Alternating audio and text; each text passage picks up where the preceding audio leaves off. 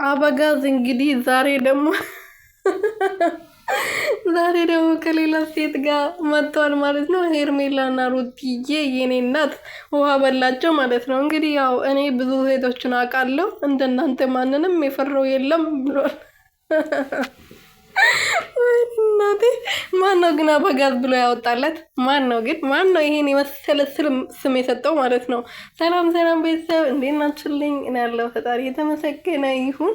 በያላችሁበት ሰላማችሁ በዝት ትረፍረፍ ይበልልኝ። እኔ ውድና ወርቅ የሆናችሁ ቤተሰቦቼ፣ ለዚህ ቤት አዲስ የሆናችሁ ሰብስክራይብ፣ ሼር፣ ላይክ እያደረጋችሁ ቤተሰብ እንድትሆኑ በትህትና እየጠየቅኩኝ አብርሽ እንግዲህ አሁን ደግሞ ከሌላ ሴት ከቆንጅያ ከሸበላዋ ሴት ጋር እንግዲህ መጥተዋል ማለት ነው። ሄርሜላ እንግዲህ ውሃ በላት ከባለትዳር ወንድ ጋር መሆን እንደዚህ ነበረ። ግን አብርሽ በአንድ ሴት ብቻ የሚረጋ አይደለም። ታውቃላችሁ ምን አይነት ስሜት ነው ግን?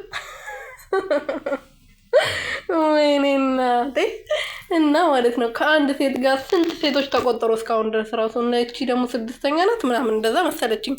እና ለማንኛውም ቤተሰቦችዬ አብርሽዬ ዛሬ ደግሞ በሚገርም ሁኔታ መጥተዋል። ቤዛ የምትባል የጽጌዬ ጓደኛ አፈቀርኩ ሞትኩልህ እያለችው ነበር